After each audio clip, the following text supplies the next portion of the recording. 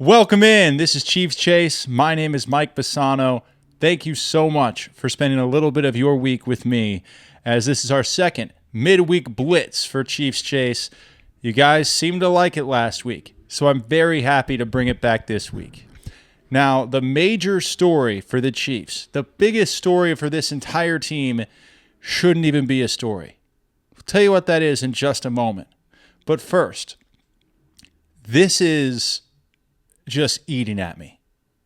I am so sick and tired of you worthless fans of other teams complaining about the referees. Oh, the referees hand the Chiefs. No, they don't. You sad, pathetic human beings. This is one of the funniest things in NFL this year. Watching fan bases find a reason why the Chiefs shouldn't win the games that they're winning. The Kansas City Chiefs are 3-0. And these guys are walking around like the Chiefs don't even deserve the 3-0. It's so pathetic to watch these poverty franchise teams, these fans that think they know things about football. They're like, oh, pass interference penalties, man. You realize how differently pass interference is called throughout? The Chiefs, a lot of times, aren't getting the calls they should be getting. I remember against the Bengals, before the pass interference penalty, there was a strike to Travis Kelce that was called back off a real ticky-tack hands to the face penalty called against Wanya Morris. Real ticky-tack. If that had gone the other way, if someone had called that, let's put it this way. Let's say the Bengals were in that situation, and there was a flag thrown after they get a big first down, a flag thrown on a ticky-tack hands to the face penalty from an offensive lineman that didn't really impact the play whatsoever, as opposed to the defensive pass interference play that made the fucking game. What do you think people would say? They go, oh, the refs are bailing the Chiefs out again. So this is a narrative that doesn't have any basis in reality. It's just a bunch of pathetic fans that don't know any better because their teams aren't good enough. And they get so mad that their teams aren't good enough. Oh, why is Daniel Jones my quarterback? So then they have to attack the Kansas City Chiefs. They have to say, no, you're cheating. You're paying off the referees. There's something wrong with you. But reality, in the real world, what's actually happening is the Chiefs are better than you. They're a better franchise with a better owner in Clark Hunt, with a better coach in Andy Reid, a better GM in Brett Veach, a better defensive coordinator in Steve Spagnuolo, and a better quarterback in Patrick Mahomes. That's what's happening in Kansas City. That's why the Chiefs are 3-0. And anybody who's calling out the referees or trying to find some other magical reason why their team's getting their asses kicked, they're just sad. It's okay. This is what happens when people are insecure. They try to find reasons why. They want to lash out, look for external factors. Oh no, it's not that my team's not good enough and that Kirk Cousins threw a bad ball to Kyle Pitts. No, it's that the referees are out to get us. The whole world's against us. What is this victim mentality fandom that we have to live with right now? That's the NFL now. The NFL, all NFL fans have just become brainwashed into being victims. Just, oh, the referees are against us. They make calls for the Chiefs. No, they don't. Oftentimes, I see them missing calls that should go for the Chiefs. You're cherry-picking specific moments as if on 4th and 1, Nick Bolton didn't pop into the backfield and cut down Bijan Robinson like he was a tree. You're picking these moments, these calls that you don't like, of a ball that was uncatchable thrown to Kyle Pitts. It wasn't thrown at his hands up here and then he got hit. No, it was thrown at the back of Brian Cook, of the defender. So this narrative, this ridiculous world we currently live in, where these NFL fans are saying, no, it's the referees that are helping the Chiefs. You can't take these people seriously. The Chiefs slander is running rampant across media, across the internet. But there is one place, thank you God above, there is one place where there is one man who understands what the Chiefs are going through. And he understands exactly how this is going for us as fans and for the Chiefs as players. And that man is Teddy Bruschi, former New England Patriot on ESPN. I chuckle because the Chiefs have now entered a realm that our teams once were. in the New England Patriots when everyone is trying to bring you down any way they possibly can, begging for calls, talking in press conferences about officials, saying that your routes aren't, something's wrong with your routes, something's wrong with your equipment, or the refs are also with you too.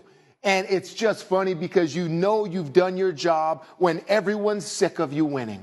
Everyone's sick of you winning different ways too, and even when you get calls. That's where the Chiefs are now, and that's where Twitter is now, and everybody's out there is tired of the Chiefs winning, and I say keep winning because that's what you're supposed to do. And you know what?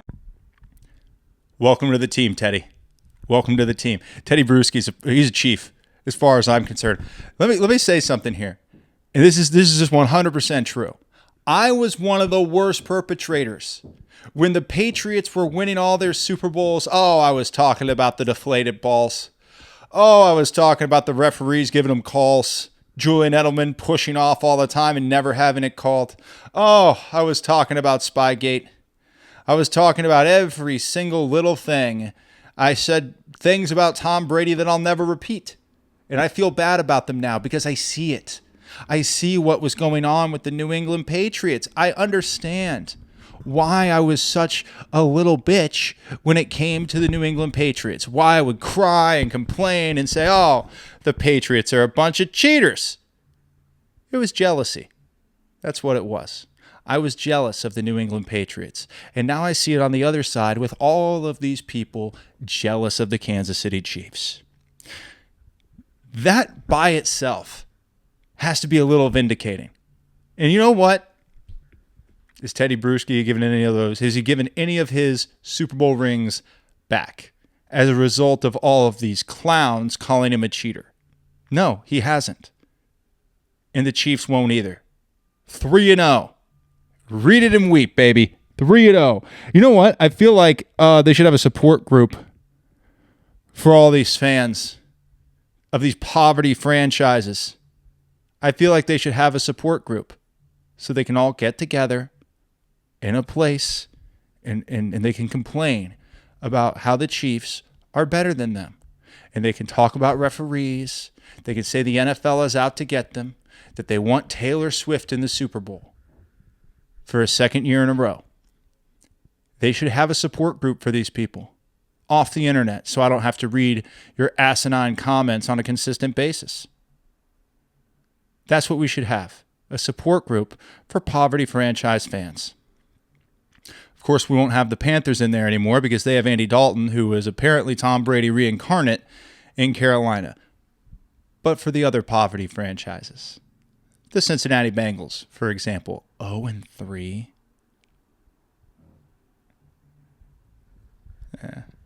They've sucked since the Burrowhead comments. It's interesting. It's when teams come for the Chiefs that their entire lives unravel. That happened to Deshaun Watson. Deshaun Watson, the last beautiful moment of Deshaun Watson's life was in Kansas City, in the playoffs, January 2020, playing the guitar on the sidelines, up 24-0. That's the last time Deshaun Watson had anything good in his life. After that, during the offseason, the allegations came. And since then, straight downward slope to hell. That's what Deshaun Watson's life has become. And now, the Cincinnati Bengals. Burrowhead. We're going to Burrowhead because Joe Burrow owns the Cincinnati mayor. Joe Burrow is Patrick Mahomes' father. Now they suck. Ever since that moment, the Bengals have sucked. That's what you get. That's what you get. All right, now there's one big name in the NFL, one huge name that could be coming to Kansas City. I'll tell you who that is in just a bit. But first, it's the biggest story for the Chiefs this week. The number one thing everybody's talking about. And the weird thing is, it's not even a story. Travis Kelce.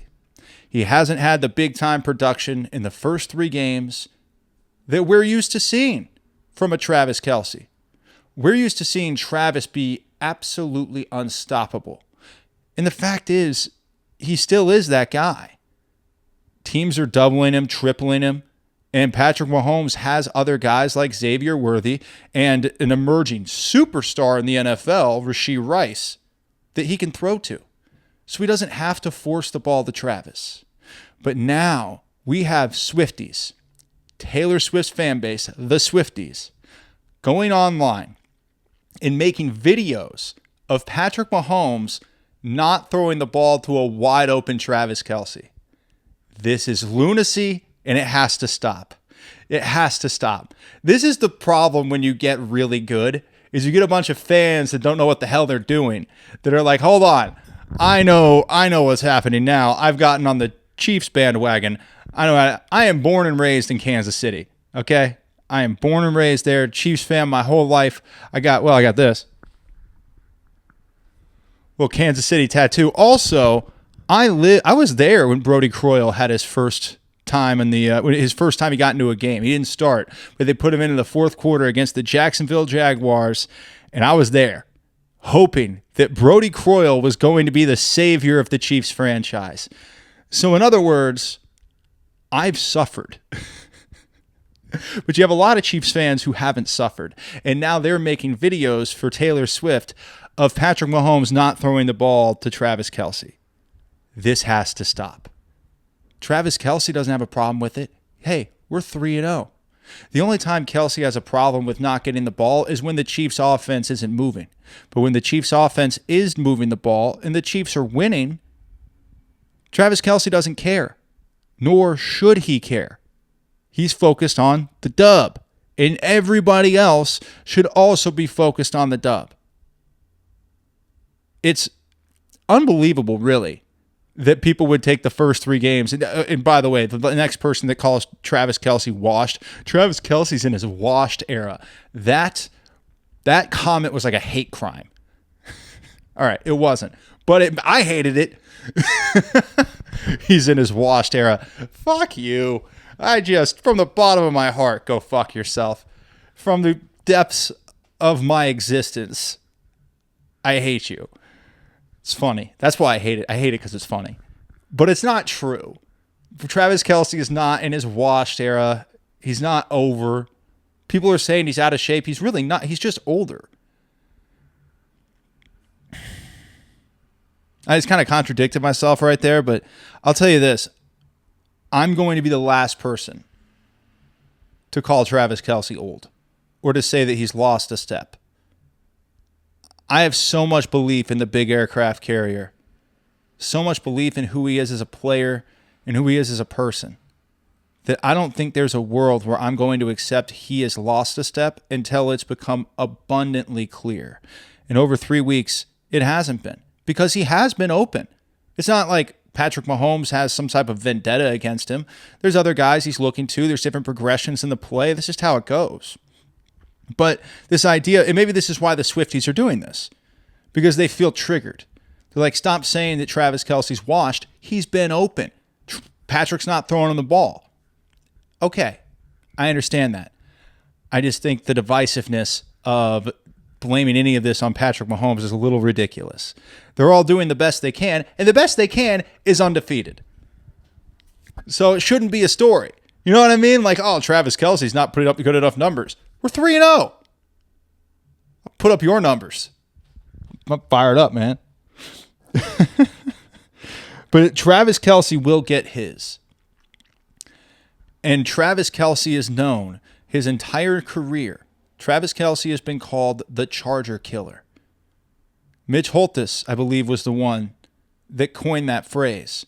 And he is 100% correct. This game, historically, is where Travis Kelce eats. He sits at the table with a bib on and just eats. So I'm very excited to see what happens here, to see if the Chiefs go out against the Chargers and Travis Kelce puts up a monstrous game again, because he always has that capability. I'm very excited for this. All right. Massive news for the Chiefs offense. Massive news at a time where the Chiefs desperately need this news. I'll tell you what that is in just a moment.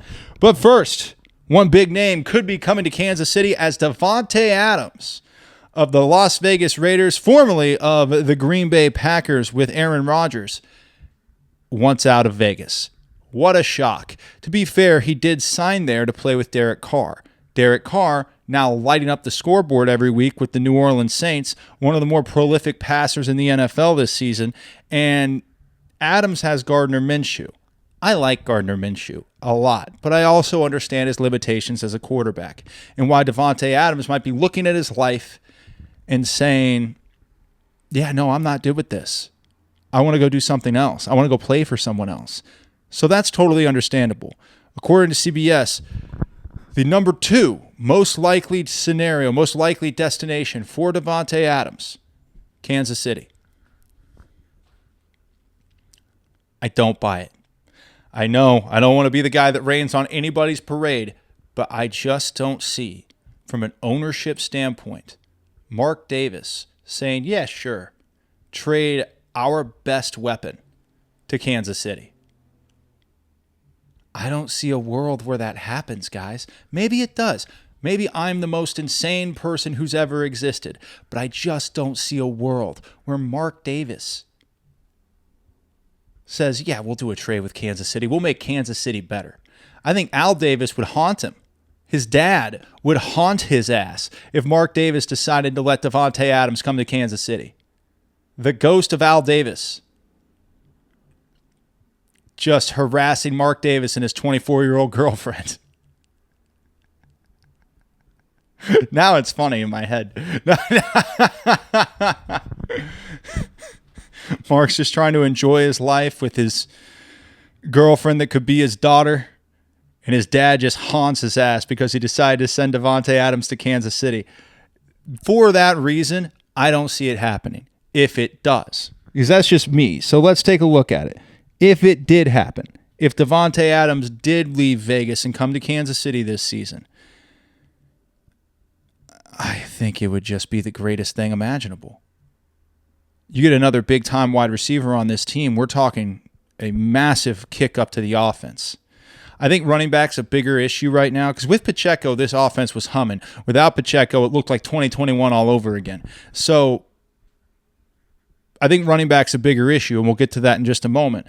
But another wide receiver would help this team, especially someone of the caliber of Davante Adams. His ability to make plays in the red zone is up there with any wide receiver in the history of time. So his ability to make catches in the red zone and big deep ball catches, it doesn't matter if he's a little older.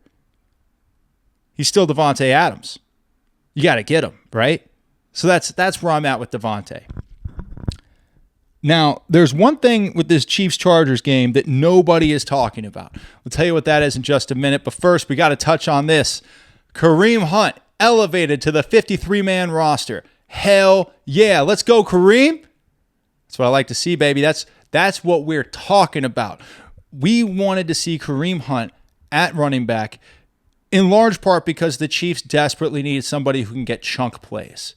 I like Carson Steele a lot. I think he's a phenomenal spell back and a great power back. And for short yardage situations, absolutely. Send big Carson Steele and his alligator boots in there and let's run some motherfuckers over. I'm 100% on board with that. I love it, really. But then there's the other side of this, which is you need chunk plays. And Kareem Hunt's being elevated because the Chiefs know that. He might not be ready. Doesn't matter. The Chiefs need chunk plays from the running back position. Samaje Perine and Carson Steele can't pull that off. It's just not. It's not in their repertoire. Samaje Perine's a great guy out of the backfield, great pass blocker. He does a lot of good things for a third down back, which is great. Carson Steele, great short yardage back, great power back. You want to soften the interior of the defense. Carson Steele is your guy. But if you don't have a guy that can get big plays like Isaiah Pacheco, you've got a big problem. And now the Chiefs are trying to rectify that problem with Mr. Kareem Hunt. But he never thought he'd be back here, you know? But hey, that's okay. I'm excited for him. I think he's very needed. And it'll take time. I don't expect, famous last words, right? What if it happens? What if Kareem Hunt goes out there against the Los Angeles Chargers and just rips off a 70-yard touchdown run? The internet will break. I promise you that. The internet's going to shatter if Kareem Hunt does that. But I'm not going to say he can't. I'm not going to say it won't happen. I'm not going to sit here and be the pessimistic guy. Tells Kareem Hunt he can't do it. Hell yeah, he can. K Hunt all day, baby. Let's see it happen. Now, the Chiefs have won 9 straight games. 9 straight. But I think their total win margin was like 54. I think the smallest amount for anybody that's on a 9-game winning streak. Very close games. A lot of people think that makes them fragile. I don't. I think that disregards how hard it is to win close games. So I'm not worried about the winning streak, but what I am worried about, and this is the thing nobody's talking about, Jim Harbaugh has been preparing for this game since he took the job. I guarantee you that. And that's something not enough people talk about when it comes to the Kansas City Chiefs.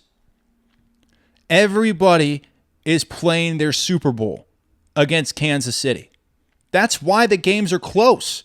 Everybody is preparing for the Chiefs as if it is their Super Bowl. They are spending time, weeks in advance, to prepare for the Kansas City Chiefs because the Chiefs are at the top of the mountain. And not just 1 year, 2 years in a row, going for a three-peat for the first time in the history of the NFL. So everybody's trying to take them down. Everybody wants to try to cut them down. And they spend weeks, if not months, putting together game plans for this. And Jim Harbaugh is a psychopath. That's a fact. Jim Harbaugh is a certified crazy person. Did you ever hear how he got his wife? He called her like 30 times. 9, actually. More specifically, he called his wife, when he first met her. He got her number. He called her 9 times before she responded. I think the kids call that a red flag, but that's the kind of guy we're dealing with. I remember at times when he was in San Francisco, Jim Harbaugh would do press conferences that sounded like the Ultimate Warrior. This guy is different, and he's dangerous. I am very worried about this game. But fuck it, Chiefs win. I still got the Chiefs winning. I'm still fired up for it, but I'm just saying, Jim Harbaugh is a different breed. He will bring things to this game the Chiefs have not seen from him, and the Chiefs have not seen from anybody. But what I will say is this. Chiefs by a touchdown. This has been the Midweek Blitz here on Chiefs Chase. I'm Mike Bassano. Thank you again for spending some time with me. Enjoy the game.